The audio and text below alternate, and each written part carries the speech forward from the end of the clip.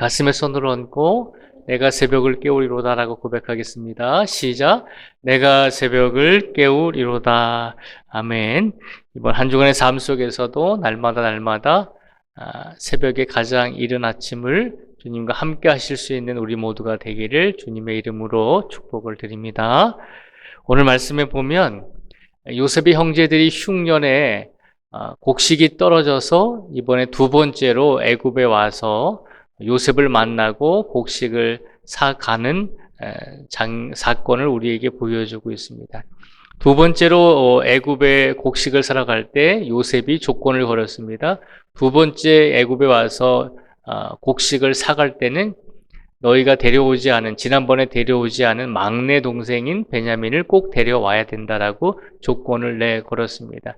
그리고 그 조건대로 막내 베냐민을 데리고 와서 곡식을 산 다음에 형들이 이제 곡식을 가지고 돌아가고 있는데 요셉이 형들을 이제 다시 시험을 해보려고 형들을 테스트를 해보려고 형들이 얼마나 막내 베냐민을 사랑하는지를 테스트해보고 시험해보려고 곡식 속에다가 곡식 값을 다시 집어넣고 특별히 막내 베냐민의 그 보따리에다가는 요셉의 은잔을 넣어 두었습니다. 형제들은 아무도 몰랐습니다. 그래서 형제들이 다시 곡식을 사가지고 동생 베냐민과 가나안 땅으로 가고 있을 때 요셉의 종이 달려가서 그 은잔을 발견하게 되고 다시 형들이 오늘 본문 속에서 요셉에게 다시 끌려오고 있는 것을 볼 수 있습니다. 요셉은 형들이 얼마나 서로가 서로를 사랑하는지, 특별히 베냐민을 얼마나 아끼는지를 시험하기 위해서 그렇게 은잔을 베냐민의 짐에 넣어둔 것입니다. 결국은 이 요셉의 형들은 그 사실을 모른 채 자기의 막내 동생이 은잔을 훔쳤다라고 하는 사실을 알게 되고 그 사실에 울면서 모두 다 요셉의 집으로 다시 돌아와서 요셉에게 이렇게 이야기를 합니다. 요셉의 형제들 중에 유다라고 하는 형이 이렇게 요셉 앞에서 고백을 하죠. 16절의 말씀입니다. 16절의 말씀을 저희가 한번 다시 같이 읽어보겠습니다. 16절 말씀을 같이 읽겠습니다. 시작. 유다가 말하되 우리가 내 주께 무슨 말을 하오리이까? 무슨 설명을 하오리이까? 우리가 어떻게 우리의 정직함을 나타내리이까? 하나님이 종들의 죄악을 찾아내셨으니 우리와 이 잔이 발견된 자가 다 내 주의 노예가 되겠나이다. 아멘. 유다가 말합니다. 우리가 무슨 말을 할 수 있겠습니까? 은잔이 우리 막내 동생 베냐민의 짐 속에서 발견되었으니 우리가 무슨 변명을 할 수 있겠습니까? 라고 지금 요셉 앞에서 고백을 하고 있는 것입니다. 근데 요셉은 형제들에게 이렇게 이야기했습니다. 이 은잔이 발견된 베냐민만 여기에 남아서 내 종이 되면 된다는 것입니다. 그리고 나머지 형제들은 그냥 곡식을 가지고 가나안 땅으로 돌아가면 된다는 것입니다. 그렇게 요셉은 그렇게 말을 했습니다. 그런데 요셉의 형제들이 뭐라고 이야기를 하냐면 그렇게 할 수 없다는 것이죠. 우리 막내 동생만 남겨놓고 우리만 살아서 우리만 곡식을 가지고 아버지에게로 돌아갈 수 없다는 것입니다. 그럴 바에 차라리 우리 모두 다 막내 동생을 비롯해서 우리 모두 다 우리 형제들이 당신의 종이 되겠습니다. 라고 그렇게 고백을 하고 있는 것입니다.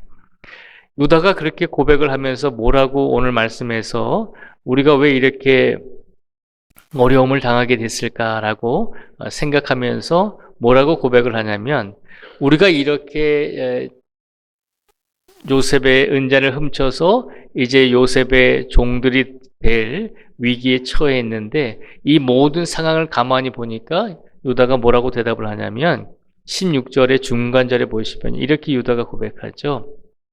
하나님이 종들의 죄악을 찾아내셨으니 우리와 이 잔이 발견된 자가 다 내 주의 노예가 되겠나이다 라고 고백을 하잖아요. 하나님이 우리들의 죄악을 찾아내셔서 우리들이 과거에 동생 요셉을 팔았던 그 죄악을 잊지 아니하시고 찾아내셔서 들추어내셔서 그 죄에 대한 죄값을 지금 우리에게 받게 하시는 것이니 우리가 모두 다 당신의 노예가 되겠습니다 라고 고백을 하고 있는 것입니다.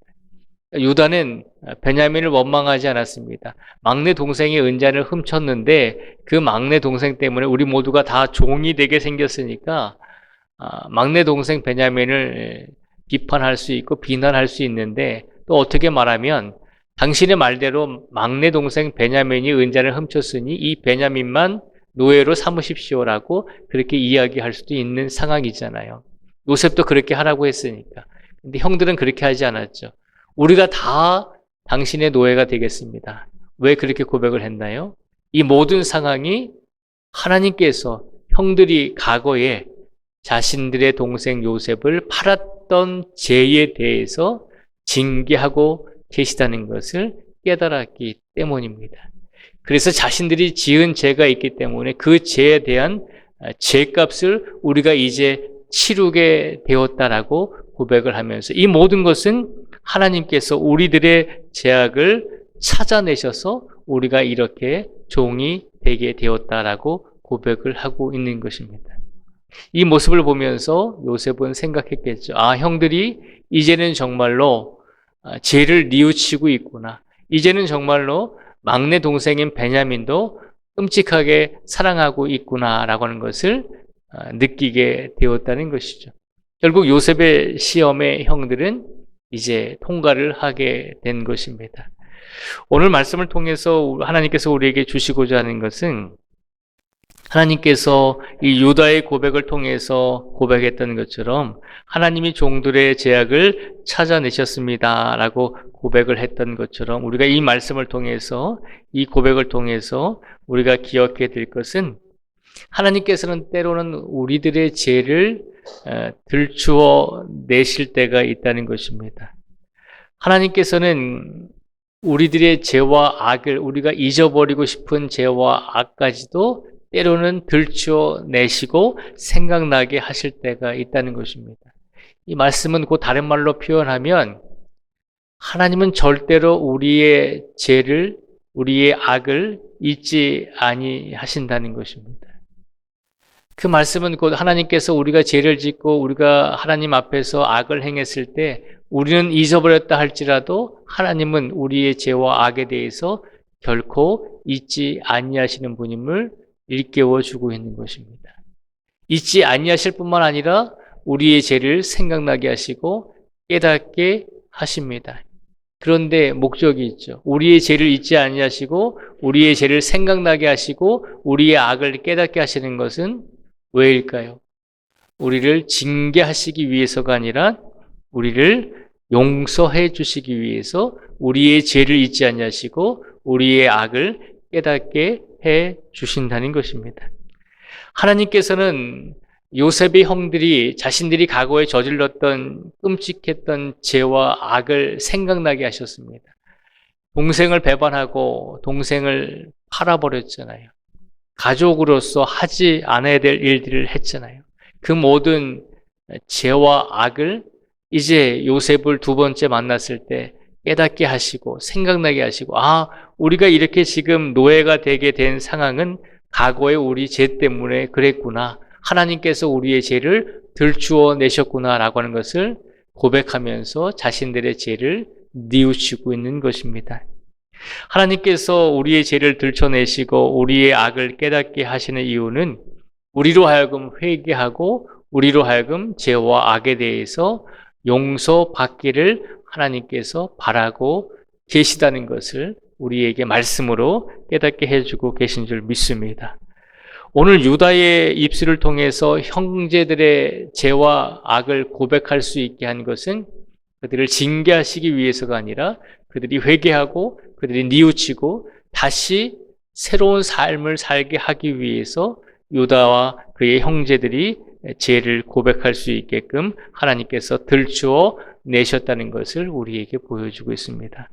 우리 하나님은 결국 용서의 하나님이심을 오늘 말씀을 통해서 우리에게 일깨워 주고 계신 줄 믿습니다. 오늘도 우리의 삶 속에서 혹여 우리가 생각하지 못했던 죄와 악에 대해서 깨닫게 되고 생각나게 될 때 하나님께서는 우리로 하여금 우리의 모든 죄에 대해서 다시 한번 되돌아보고 회개하고 용서를 구할 수 있는 성도가 되게끔 우리를 이끌어 주셔서 우리의 모든 것을 다시 한번 용서해 주시고 하나님의 자녀로서 살아갈 수 있도록 우리를 인도해 주시는 분이 우리 하나님이심을 약속해 주고 계신 줄 믿습니다. 우리 하나님은 우리를 징계하시는 하나님이 아니라 때로는 우리의 죄와 우리의 악을 들추어 내신다 할지라도 그것은 우리로 하여금 용서받게 하기 위해서, 용서해 주시기 위해서 우리의 죄와 악을 들추어 내신다는 것을 기억하시고 우리 하나님은 용서의 하나님이심을 다시 한번 기억하시면서 오늘도 그 용서의 하나님께 우리의 모든 삶을 다시 한번 맡기고 의지하시면서 오늘을 살아내실 수 있는 우리 모두가 되기를 주님의 이름으로 축복을 드립니다. 기도하겠습니다. 하나님 아버지, 이 시간 간절하게 간구합니다. 때로는 하나님께서 요셉의 형인 유다와 그의 형제들에게 죄를 깨닫게 해 주셨던 것처럼 때로는 우리들의 삶 속에서도 우리가 생각하지 못했던 죄와 악에 대해서 우리가 생각하지 못했던 사건들에 대해서 생각나게 하시고 들추어내시고 깨닫게 하실 때가 있습니다. 하나님께서는 용서의 하나님이십니다. 우리의 죄를 깨닫게 하시고 들추어내시는 것은 우리를 징계하시고 우리를 죄에 대한 결과로서 우리에게 정말 큰 아픔을 주시려고 하는 것이 아니라 우리의 모든 죄와 악을 통해서 다시 한번 깨닫고 회개하고 하나님께 돌아오기를 바라시는 마음으로 용서해 주시기를 원하시는 마음으로 우리를 깨닫게 해 주실 때가 있습니다. 그때마다 우리가 교만해지지 않게 해주시고 그때마다 우리가 겸손해져서 우리의 자신을 되돌아보며 우리 삶을 되돌아보며 혹여 내가 실수라도 하나님께 악을 행하고 죄를 행한 것이 있다면 용서를 구하게 하여 주시고 용서를 빌 수 있는 우리 모든 성도가 되게 하여 주시옵소서. 날마다 영적으로 육적으로 회개하는 삶을 살게 하여 주시고 날마다 우리의 삶이 영육 간에 강건하고 평안하고 바른 삶을 살 수 있도록 하나님께서 역사하여 주시옵소서. 오늘도 한 주간을 시작한 우리 모든 성도들의 삶 속 위에 주님께서 영육의 강건함을 허락하여 주시고 모든 삶 속에서 하나님께서 축복하셔서 모든 삶이 복된 삶이 될 수 있도록 하나님께서 동행하여 주실 줄 믿습니다.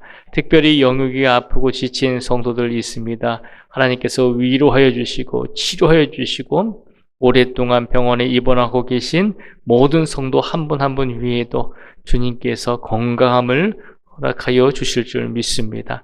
또한 오늘 우리 신승희 권사님 병원에 입원하고 내일 수술 예정에 있습니다. 하나님께서 신승희 권사님을 붙들어 주시고 우리 박호규 장로님에게도 담대한 믿음을 허락하여 주셔서 이 모든 수술의 과정 속에서 하나님의 은혜를 마음껏 받으며 누리며 이 모든 수술 속에서 회복될 수 있는 귀한 역사가 일어날 수 있도록 축복하여 주시옵소서.